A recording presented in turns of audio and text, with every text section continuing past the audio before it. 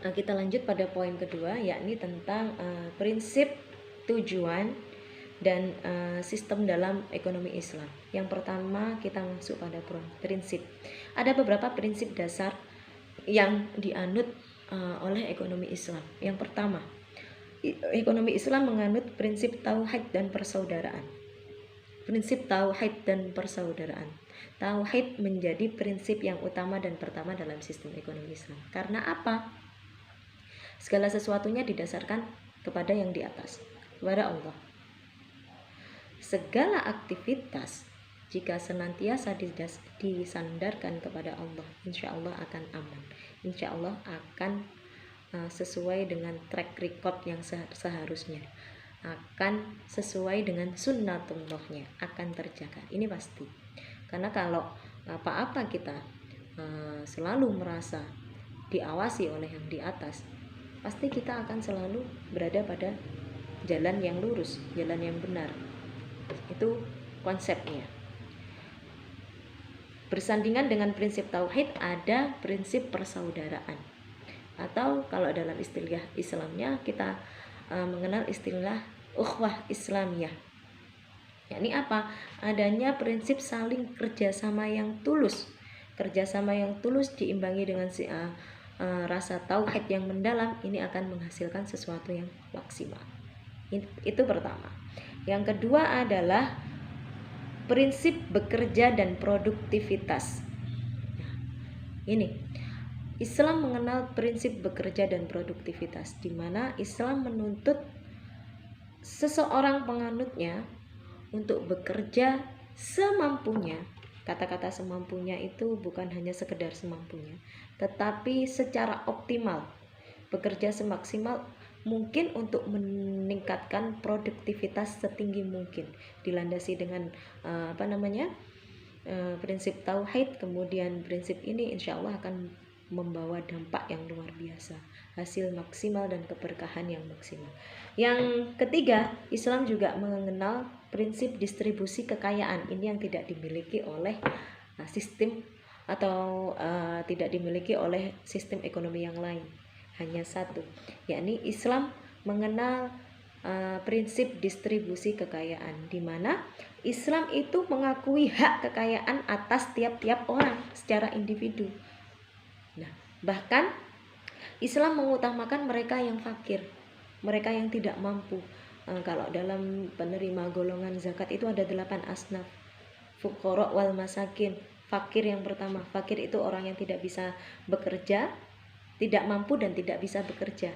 Miskin orang yang tidak mampu namun masih bekerja. Fakir menduduki urutan pertama. Karena disinilah letak keadilan Islam. Ya.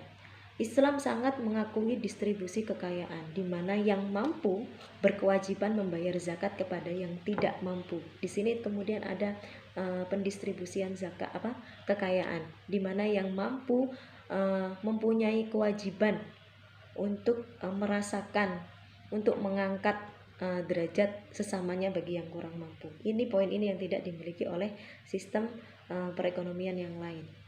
Islam sangat menjunjung tinggi hak kepemilikan atas perorangan. Salah satu wujudnya adalah dengan pengakuan atau pendistribusian secara adil harta kekayaan. Banyak sekali sebenarnya instrumen-instrumen pendistribusian kekayaan yang ada dalam Islam ya. Utamanya zakat. Zakat itu yang sifatnya wajib. Lalu kemudian ada sedekah, ada infak dan lain sebagainya. Dan yang terakhir sekarang yang sedang ramai seperti yang telah saya jelaskan di awal tadi adalah wakaf. Optimalisasi wakaf itu sungguh sangat luar biasa, seperti itu. Oke, kita lanjut pada poin selanjutnya. Kalau itu prinsipnya ya. Lalu apa tujuan dari ekonomi Islam itu? Yang pertama, pemenuhan kebutuhan. Karena aktivitas ekonomi itu tidak luput dari segala bentuk kebutuhan. Kalau dalam sistem ekonomi konvensional kita kenal primer, sekunder, tersier.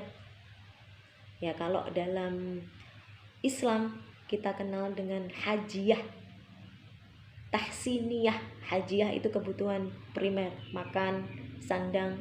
Sandang dalam tanda kutip, karena sandang pun sekarang bisa jadi kebutuhan primer. Karena Kalau kita lihat para artis itu tas bisa sampai bermiliar-miliar. Bayangkan itu kalau digunakan untuk menghidupi para fakir miskin, berapa banyak jiwa yang akan terangkat derajatnya. Nah, jadi sekarang pangan kadangkala tidak menjadi kebutuhan primer lagi, tetapi juga menjadi kebutuhan tersier. Pulsa sekarang ini mungkin justru menempati posisi kebutuhan primer kita ya, kalau kita manfaatkan untuk kegiatan seperti ini, pembelajaran dan lain sebagainya. Namun lain halnya kalau kita gunakan untuk ngegame, ML, COC-an dan lain sebagainya, itu menjadi lain seperti itu. Jadi yang pertama, tujuan dari sistem ekonomi Islam adalah untuk pemenuhan kebutuhan. Yang kedua, sistem ekonomi Islam ditujukan untuk pemastian pemerataan kesempatan. Nah, ini luar biasa ya. Jadi Islam itu menjamin kesempatan yang sama sesuai dengan porsinya. Ingat, jadi adil itu bukan berarti sama, tetapi sesuai dengan porsi. Jadi yang pertama tadi Islam menjamin pemenuhan kebutuhan, yang kedua menjamin terciptanya kesempatan yang sama, dan yang ketiga dicegahnya pemusatan kekayaan. Ini tidak boleh dalam Islam. Ya. Sekali lagi, tidak boleh terjadi pemusatan kekayaan. Oleh karenanya Islam itu sangat melarang israf. Israf itu konsumsi yang berlebihan, penimbunan dan lain sebagainya. Ihtikar itu penimbunan terhadap barang-barang, itu dilarang, sangat dilarang. Monopoli, praktek monopoli di mana hanya terpusat pada satu orang, nah itu juga tidak boleh, karena Islam menghendaki pemerataan distribusi kekayaan, menghendaki pemerataan kesempatan, dan menghendaki dilarangnya terjadi pemusatan kekayaan. Kalau sampai terjadi pemusatan kekayaan, bisa dibayangkan yang kaya hanya segelintir orang dan yang lainnya tidak terjamin hidupnya. Itu hal-hal yang sangat tidak diinginkan oleh Islam. Nah, tujuan terakhirnya adalah ketika tidak ada pemusatan kekayaan, ketika tidak ada ihtikar atau penimbunan, ketika tidak ada israf atau konsumsi yang berlebihan. Konsumsi yang berlebihan seperti gaya-gaya hidup yang tidak wajar, itu kan sangat berlebihan. Maka yang tercipta adalah apa? Stabilitas dan pertumbuhan ekonomi yang maksimal. Ini yang diinginkan Islam. Jadi pemerataan distribusi kekayaan, dilarangnya pemusatan kekayaan, lalu terciptanya pemerataan kesempatan yang sama sesuai proporsinya, ini akan berimbas atau sejalan dengan terciptanya stabilitas dan pertumbuhan ekonomi yang maksimal. Itu pada poin tujuan. Nah,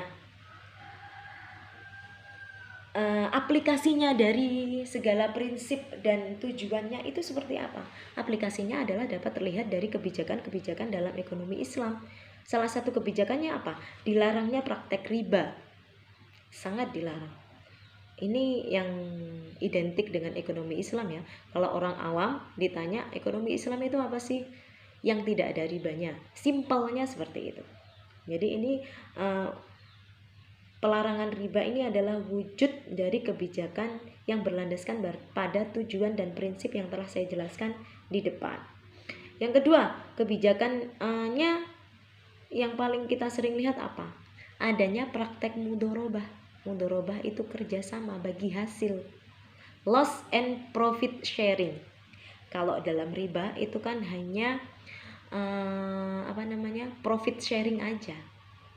Jadi ketika ada keuntungan dibagi, ketika ada kerugian yang menanggung nasabah. Itu kalau dalam konvensional. Ini dilarang. Ini perbedaannya antara konvensional dengan ekonomi Islam. Jadi jelas, ekonomi Islam melarang riba, dengan prakteknya pelarangan riba itu diganti dengan apa? Dengan mudorobah atau adanya akad kerjasama bagi hasil, loss and profit sharing. Oke. Kebijakan yang ketiga tadi pelarangan israf, seperti yang saya jelaskan. Israf itu konsumsi yang berlebihan, apa saja, entah itu makanan, entah itu pakaian dan lain sebagainya. Kalau kita lihat zaman sekarang kan luar biasa ya, bahkan makanan itu ada yang satu porsinya hingga 60 juta. Buat apa? Toh rasa kenyangnya sama. Ada tas yang harganya hingga miliaran. Buat apa? Toh fungsinya juga sama. Sekedar menyimpan uang, sekedar menyimpan kalau mungkin sekarang masker dan lain sebagainya. Itu kan namanya berlebihan. Ini dilarang dalam Islam. Dan yang keempat, hadirnya instrumen zakat wakaf sebagai alat pemerataan kekayaan atau alat distribusi kekayaan. Ini yang sama sekali tidak dimiliki oleh sistem ekonomi yang lain. Nah, selanjutnya Islam ternyata juga memiliki asas, di antaranya asas suka sama suka, antarodin atau asas saling ridho, saling rela. Jadi Islam sangat tidak menganjurkan unsur keterpaksaan dalam bertransaksi. Makanya dalam setiap transaksi Islam selalu mensyaratkan rukunnya, yaitu akal atau balik. Jadi ketika sudah balik baru dia diperbolehkan untuk bertransaksi. Karena ketika sudah balik seseorang pasti sudah bisa berpikir. Jadi tidak ada unsur keterpaksaan. Dan Islam juga melarang transaksi yang dilakukan oleh orang gila atau oleh orang yang hilang akal. Entah itu dalam keadaan mabuk, entah itu dalam kondisi memang orangnya stres dan lain sebagainya. Karena hilang akal bukan hanya stres ya, bisa itu mabuk atau dalam pengaruh obat-obatan dan lain sebagainya, atau dalam pengaruh hipnotis. Nah itu tidak diperbolehkan, atau akad yang terjadi dengan kondisi demikian maka batal secara hukum dalam Islam. Seperti itu. Asas dalam Islam yang pertama adalah saling lera, antarodin atau saling ridho. Yang kedua, asas keadilan. Islam sangat menjunjung tinggi keadilan. Adil bukan berarti sama rata, tetapi sesuai dengan proporsinya. Seperti itu. Yang ketiga, saling menguntungkan. Jadi harus saling menguntungkan, saling ridho, saling adil dan saling menguntungkan. Kalau satu untung satu rugi, untuk apa dilakukan transaksi? Karena tujuan sistem ekonomi adalah untuk pemenuhan kebutuhan tadi. Kalau sudah saling menguntungkan, otomatis akan memenuhi kebutuhan dua belah pihak yang bertransaksi. Lanjut pada poin berikutnya adalah asas tolong menolong. Nah, bukan hanya sekedar profit saja, tetapi lebih jauh Islam juga menganut asas tolong menolong. Ukhuwah Islamiyah, kerjasama yang dilandasi ukhuwah Islamiyah dan tauhid, maka akan menghasilkan sesuatu yang berkah tadi.